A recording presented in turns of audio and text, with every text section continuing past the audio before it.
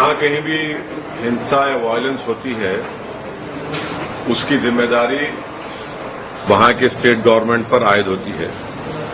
ये उनकी नाकामी है कि उन्होंने उस वायलेंस को रोका नहीं, और साथ ही साथ ये उन लोगों का भी उसमें इन्वॉल्वमेंट होता है जो अगर कोई प्रोसेशन निकालते हैं और वो प्रोसेशन में वायलेंस होता है तो जो ऑर्गेनाइजर्स है उनकी भी जिम्मेदारी उस पर आयद होती है कि उन्होंने उस वायलेंस को रोका नहीं बल्कि उसको आगे बढ़ाया भी।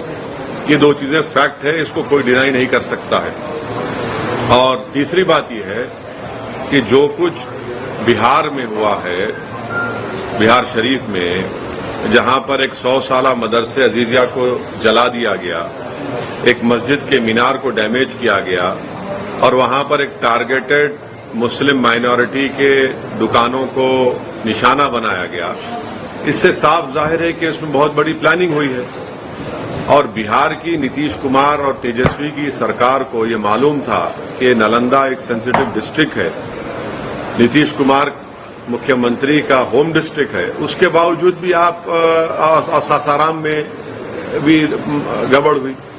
तो ये सरासर बिहार में जो कुछ हुआ ये सरकार के ऊपर जिम्मेदारी आयद होती है कि उन्होंने वायलेंस को रोका नहीं, और उनको मालूम था, उनके पास रिपोर्ट्स, इंटेलिजेंस रिपोर्ट्स थे कि यहां पर वायलेंस हो सकता है। 2016 में भी इस तरह का एक वायलेंस नालंदा में हुआ था, और अफसोस की बात यह है कि वहां पर एक मदरसे अजीजिया को पूरा जला दिया गया। 100 साल का मदरसा, 4000 किताबें, उसमें कुरान करीम भी है, इन्हें मैन्युस्क्रिप्ट से, रेयर मैन्युस्क्रिप्ट, उसको जला दिया गया है। और आपके हुकूमत की नाकामी, और आप देखिए कि नीतीश कुमार जो है उन पे कोई रिमोर्स ही नहीं है, उनको कोई तकलीफ ही नहीं हो रही उनको। कल इफ्तार की पार्टी में चले गए, टोपी सर पर पहन लिए, शॉल पहन लिए, अरे कुछ तो हमदर्दी दिखाते, गम दिखाते। और वो आरजेडी का जो नेता है वो कहता है कि ट्वीट कर दिया, अरे भाई जबान से बोलो ना, कंडेम करो। तो ये पूरी खुली साजिश है कि बीजेपी इस तरह से ये जो राइट हुआ है बिहार में, उसके जरिए से वो अपना कंसोलिडेशन करना चाहते हैं, और नीतीश कुमार और तेजस्वी यादव ये चाहते हैं कि मुसलमानों को बिहार के हमेशा उनके दिलों में खौफ पैदा कर दिया जाए। तेजस्वी का तो सुनिए, ट्वीट से काम नहीं होगा। आप सत्ता में हैं, आप मंत्री हैं, आप पावर शेयर कर रहे हैं, क्यों नहीं अभी तक आप और आपके चचा जाकर उस जगह का इंस्पेक्शन करते, उस मदरसे अजीजिया का, उस मस्जिद को जुटाने की कोशिश की गई थी? क्यों नहीं आपकी सरकार ने अब तक कंपनसेशन का ऐलान किया? क्यों नहीं अभी तक आपने उन पुलिस वालों के खिलाफ एक्शन लिया जिनकी मौजूदगी में वायलेंस हुआ? क्यों नहीं आप ये अरेस्टिंग जो लोग किए कर रहे हैं? ये तो इनकी नाकामी है, बिल्कुल सरासर इनकी नाकामी है, और हम कंडेम करते हैं। और देश के होम मिनिस्टर बोलते हैं कि उल्टा लटका देंगे अगर उनकी सरकार होती। तो फिर वडोदरा में क्या हुआ? उल्टा लटका देंगे तो कर्नाटका में इदरीस पाशा को जिसने मारा उसको उल्टा लटकाएंगे होम मिनिस्टर साहब? कर्नाटका में आपकी सरकार है ना, आपका मुख्यमंत्री है।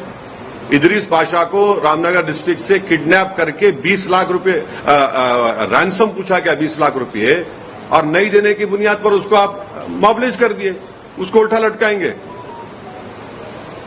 जुनैद नसीर को हरियाणा में मार दिए ले जाकर, क्या होम मिनिस्टर अमित शाह उन जो मारने वालों को उल्टा लटकाएंगे? ये कौन सा ये बात करते हैं?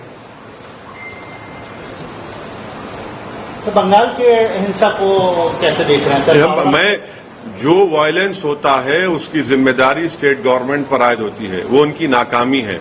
और जो प्रोसेशन निकालते हैं उन पर भी जिम्मेदारी आयद होती है कि उनका प्रोसेशन निकाला गया, उनकी भी जिम्मेदारी होती है कि वायलेंस को ना होने दें।